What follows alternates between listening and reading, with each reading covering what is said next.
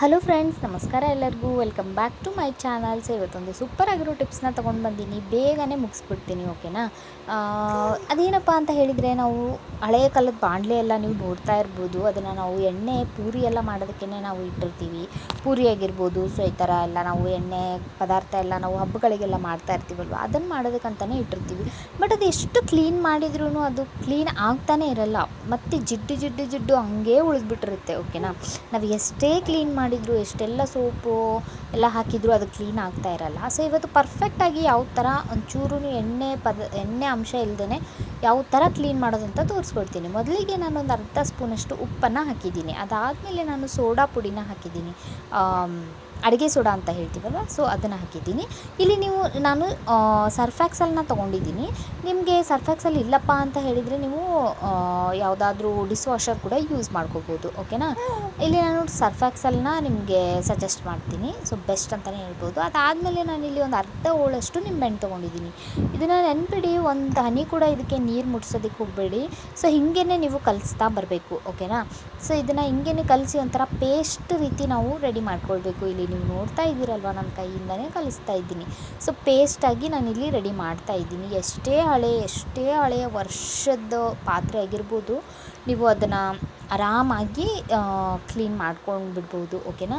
So ಇವಾಗ ಏನು ಮಾಡಬೇಕಪ್ಪ ಅಂತ ಹೇಳಿದರೆ, ಇವಾಗ ನಾನು ಲೆಮನ್ನ ಸಿಪ್ಪೆ ಎಲ್ಲ ನಾನು ಬಿಸಾಕಿಲ್ಲ. ಅದು ಲೆಮನ್ ಹೋಳಿದೆ ಅಲ್ವ, ಅದನ್ನು ನಾನು ಬಿಸಾಕಿಲ್ಲ. ಅದಕ್ಕೇ ನಾನು ಒಂಚೂರು ಕೂಡ ನೀರು ಅಂಟಿಸ್ದೇನೆ, ಓಕೆನಾ, ಒಂಚೂರು ಕೂಡ ನೀರು ಅಂಟಿಸ್ದೇನೆ ಅದನ್ನು ನಾನು ಏನು ಪೇಸ್ಟ್ ರೆಡಿ ಮಾಡಿಟ್ಟಿದ್ನಲ್ವ ಲೆಮನ್ಗೆ, ಸಹ ಈ ಥರ ಹಚ್ಕೊಂಡು ಅದನ್ನು ಈ ಥರ ನಾವು ಸ್ಕ್ರಬ್ ಮಾಡ್ತಾ ಬರಬೇಕು. ಏನಿಲ್ಲಪ್ಪ ಅಂತ ಹೇಳಿದರೆ ಒಂದು 5 ನಿಮಿಷದವರೆಗಾದ್ರೂ ನೀವು ಚೆನ್ನಾಗಿ ಸ್ಕ್ರಬ್ ಮಾಡಲೇಬೇಕು ಫ್ರೆಂಡ್ಸ್, ಓಕೆನಾ.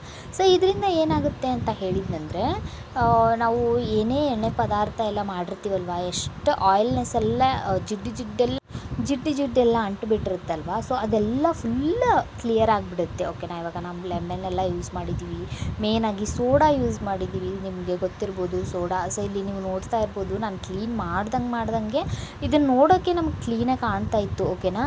ಸೊ ಇವಾಗ ನಾನಿಲ್ಲಿ ಲೆಮನಿಂದ ನಾನು ಕ್ಲೀನ್ ಮಾಡ್ದಂಗೆ ಆ ಪೇಸ್ಟಿಂದ ಎಷ್ಟು ಡರ್ಟ್ ಬರ್ತಾಯಿದೆ ನೀವು ನೋಡ್ತಾ ಇರ್ಬೋದು. ಸೊ ಎಷ್ಟೇ ಹಳೆಯ ಬ್ಯಾಕ್ಟೀರಿಯಾ ಕೂಡ ಇದರಿಂದ ತುಂಬಾ ಎಲ್ಲ ಹೋಗ್ಬಿಡುತ್ತಂತಲೇ ಹೇಳ್ಬೋದು. ಸೊ ಈ ಥರ ನೀವು ಪ್ರತಿ ಸರ್ತಿ ಎಣ್ಣೆ ಪದಾರ್ಥದಿಂದ ಯಾವುದಾದ್ರೂ ಒಂದು ಬಾಣಲೆ ಆಗಿರ್ಬೋದು, ಏನಾದರೂ ಆಗಿರ್ಬೋದು, ಈ ಥರ ಜಿಡ್ಡಿನಂಶ ಇತ್ತಂತ ಹೇಳಿದರೆ, ಸೊ ಇದನ್ನು ನೀವು ಈ ಥರ ಚೆನ್ನಾಗಿ ನೀವು ಒಂದೇ ಸರ್ತಿ ವಾಶ್ ಮಾಡ್ಕೊಂಡ್ಬಿಟ್ರೆ ಆಯಿತು ಫ್ರೆಂಡ್ಸ್. ತುಂಬಾ ಪಳಪಳ ಅಂತ ಹೊಳೆಯುತ್ತೆ. ಆ್ಯಂಡ್ ಹಿಂದ್ಗಡೆ ಕೂಡ ಇದು ಸೈಡಿಗೆಲ್ಲ ಸೋರ್ಬಿಟ್ಟಿರುತ್ತೆ ಕೆಲವೊಂದು ಟೈಮಲ್ಲಿ ಹಿಂದ್ಗಡೆ. ಸೊ ಒಳಗಿನಕ್ಕಿಂತ ಹಿಂದ್ಗಡೆನೇ ನಮಗೆ ಜಾಸ್ತಿ ಜಿಡ್ಡಂತ ಅನ್ನಿಸ್ತಾ ಇರುತ್ತೆ. ಈ ಪಾತ್ರೆ ನೀವು ನೋಡ್ತಾ ಇರ್ಬೋದು, ತುಂಬ ಹಳೇದಂತಲೇ ಹೇಳ್ಬೋದು. ಅವಾಗೆಲ್ಲ ನಮ್ಮ ಅತ್ತೆಯವರೆಲ್ಲ ಸೊ ಒಲೆ ಮೇಲೆಲ್ಲ ಮಾಡ್ತಾ ಇದ್ರಲ್ವ, ಸೊ ಅದಂತೂ ಹೋಗಲ್ಲ, ಓಕೆನಾ. ಸೊ ಇಲ್ಲಿ ನಾನು ಮೊದಲಿಗೆ ಹೇಳ್ಬಿಡ್ತಾ ಇದ್ದೀನಿ ನಿಮಗೆ, ಓಕೆ. ಸೊ ನಮಗೆ ಮೇನ್ ಜಿಡ್ಡು ಹೋಗಬೇಕು, ಓಕೆನಾ. ಸೊ ಅದ್ರ ಬಗ್ಗೆ ನಾನು ಮಾತ್ರ ವಿಡಿಯೋ ಮಾಡಿದ್ದೀನಿ ಇಲ್ಲಿ.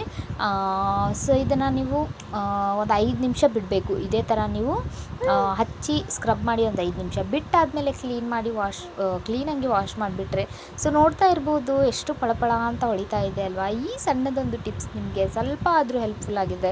ಲೈಕ್, ಶೇರ್, ಕಮೆಂಟ್ ಮಾಡೋದನ್ನು ಮರಿಬೇಡಿ. ಆ್ಯಂಡ್ ಕಮೆಂಟ್ ಕೂಡ ಮಾಡಿ ಹೇಳಿ ಹೆಂಗೆ ಅನ್ಸುತ್ತೆ ಅಂತ ಹೇಳಿ. ಸಿಗ್ತೀನಿ. Take care. ಬಾಯ್.